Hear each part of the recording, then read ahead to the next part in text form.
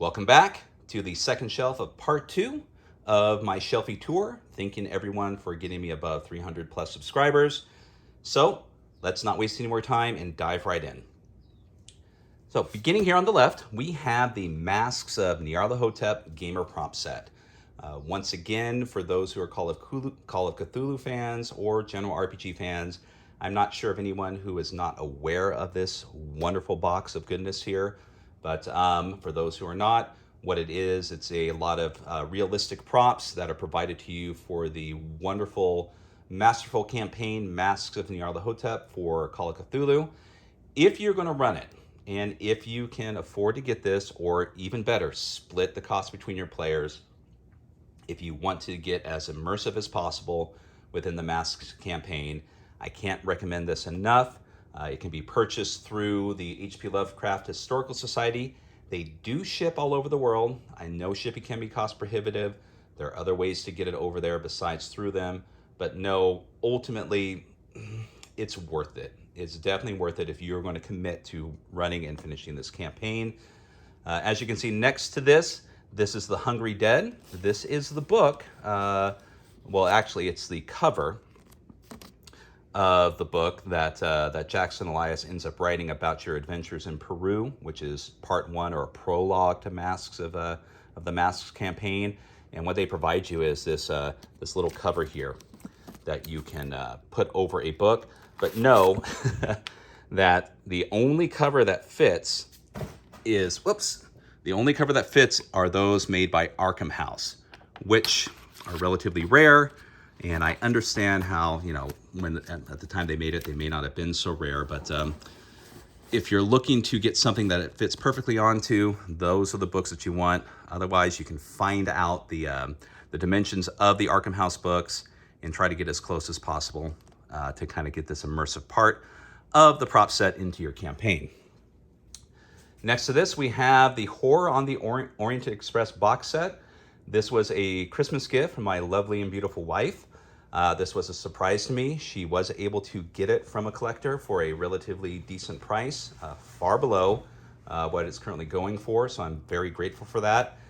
100% complete, and everything is in there. So next to this, we have the Empire of the Petal Throne box set. This is the original box set that came out from TSR and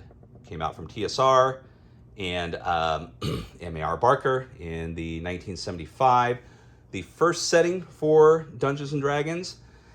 And I did not provide a video of this when it arrived. A little bit of lore behind this. This was being sold by someone on some secondary site, and it was going for under $100. It is something that I absolutely jumped upon and was very grateful to be able to get.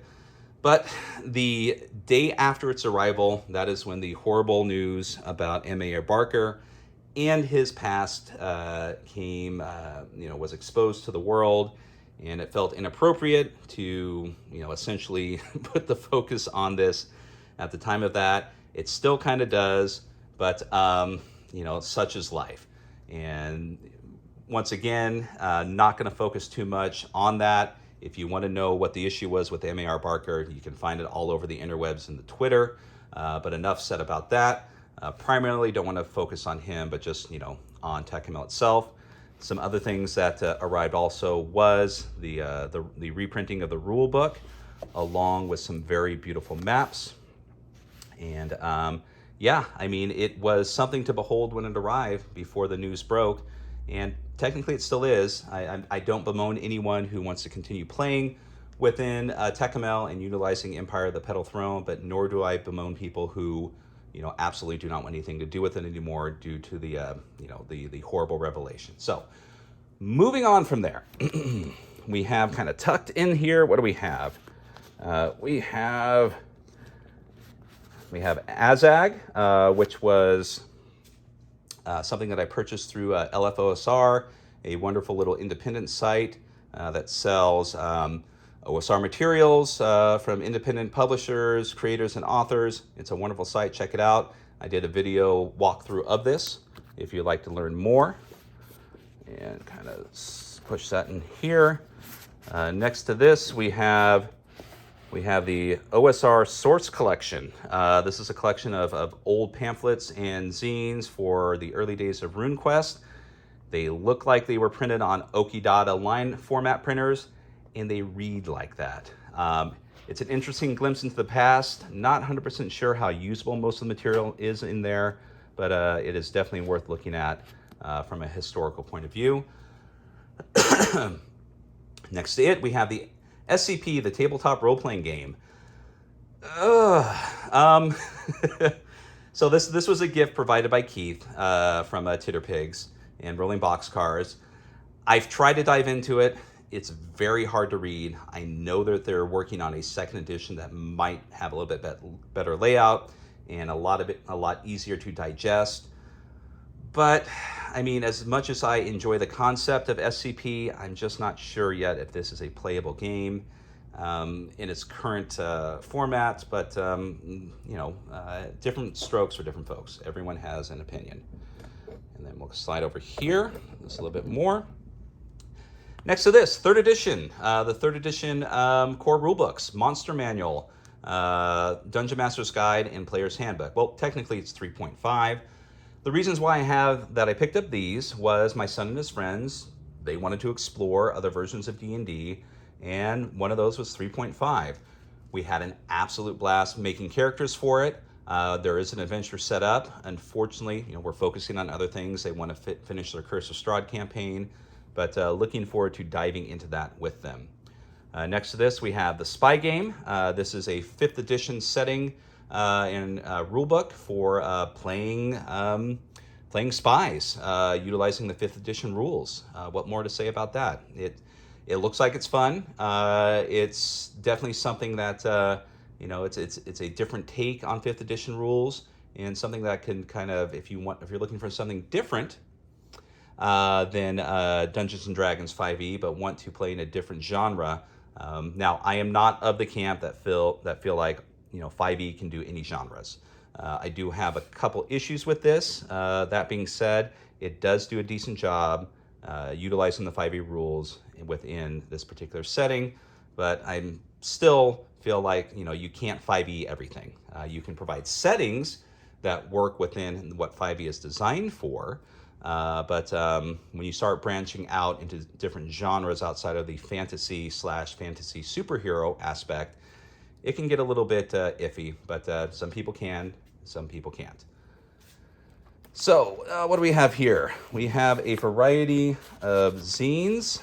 These you're going to find all over the place on these other shelves. So one to focus on is we have the Hidden Hand of the Horla by Appendix N Entertainment. This currently is, I believe, out or going to be out in a second printing, which kind of cleans it up a bit. I was on the Kickstarter for that, but unfortunately I missed the fact that my credit card had expired and had an embarrassing and yet forgiving explanation or forgiving conversation with Appendix N Entertainment, and know that I did not set out to do anything wrong with them. So there's, as you can see, there's other zines in here. We're not going to focus on all of them because this will be forever, but Goblin Vale Gazette. A lot of these zines I have given attention to within the video. So if you'd like to see details of some of the OSR zines and other zines that I picked up during ZineQuest, look through catalog of videos that focuses on them. Kind of crammed in here a little bit, we have the classic 4 entries into the TSR doing a choose your own adventure type book called Endless Quest Books by Rose Estes. For a lot of people my age, these were the entry point into Dungeons and Dragons before they actually discovered the game itself. And such as mine. Before I actually played in Dungeons and Dragons proper, a friend of mine at the elementary school I was at had a copy of Return to Brookmere, which from there expanded out to me finding out a friend of mine's dad played Dungeons and Dragons, and the rest is history. But Return to Brookmere has a special place in my heart, as whenever I see one of those things, what was your first entry into RPGs? What game did you play? Mine is always this. Return to Brookmere is my entry point into Dungeons & Dragons, and I reread it recently, And as far as a, as a choose your own adventure type game in that vein, it still holds up. Let's see here, moving on over. Okay, and then here we go into another mishmash. This is a Thieves World supplement called Dark Assassin. This was an auction that I was part of. They were selling 3 different versions. The 2 that I wanted actually were outbidded. This one never changed, so I ended up just getting this one. Not sure what's in there, but I will take a look at it. Baker Street. Baker Street, the role-playing in the world of Sherlock Holmes. This was a very wonderful Christmas present from Keith from Rolling Boxcars, and he has promised me he's going to run it someday, and hopefully that is the case. We have a couple things in here from Planet X Games, stuffed in here, Jungle Tomb and the Mummy Bride. Excuse me. And an occurrence at Howling Crater. I have talked extensively about Levi Combs, Planet X Games, how much I love him and his company, what they produce. It is definitely one of those things that it's what keeps me interested in playing and running 5e outside of the WotC adventures, are wonderful people like this who keep making 5e interesting. Okay, next to that we have the Planescape reprint from DriveThruRPG. This takes the Planescape box set, compresses it into a hardback book. Unfortunately, cuts up the maps, so they're not really usable, but all the other information in there is definitely readable and usable in your game. If you're looking for a less expensive way to get into some old school gaming, definitely take that route. They are wonderful books and a lot less expensive than collector's items, such as that. But this one was special because, well, we'll get to that in a minute. So next to this, we have Gamma World First Edition box set. This is, as with most things, a lot of the original box sets and a lot of the ones, these do go for ridiculous collector's prices, which I never pay. I usually hunt for deals, other aspects, other sites other than eBay, and will come across deals that you just can't say no to, and Gamma World First Edition was one of them. Next to that, Mage the Ascension.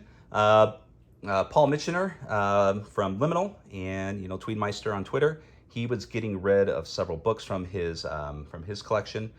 He was doing a purging. This was one of the ones that he was getting rid of. This is a reprinting of the 20th anniversary edition of Mage the Ascension. I believe I paid $5 for this, so it was definitely something I could not say no to. Here we have a supplement for Nephilim, Secret Societies, and which was, I believe, provided to me by one of the artists for free. I was talking about it on Twitter, and he was very gracious enough to offer this up to me because Keith and I were talking about it, and hopefully someday soon we will, our attention, we'll have enough time to give our attention to it, and we can talk about it on Twitter Pigs. 2 dungeons that were highly recommended once again by Keith, and Stonehell dungeons, Down Night Haunted Halls and Into the Heart of Hell. And then finally at the end here, we have the original Planescape box set. Once again, pick this up for steel, and inside, unfortunately, it's missing the primary map, the landscape map of Sigil, or Sigil, however way you want to pronounce it. But there's a couple extra things that were thrown in there. So I'm not sure if the person knew exactly what was in here when they sold it. They really didn't highlight that aspect. So if anyone has the landscape map of Sigil and they want to provide it for free, by all means, I will give you my address. And then once again, here at the end, we have the rest of the dungeon magazines, along with some White Dwarf magazines that are in here, and some individual oddities here. Stuffed in here is it's a supplement for, and I think game screen for Nephilim, and then the Cthulhu for President information sheets, bumper stickers, pamphlets, a bunch of odd and weird things that I picked up at the at the Strategicon Con in LA the last time I was there. So there we are.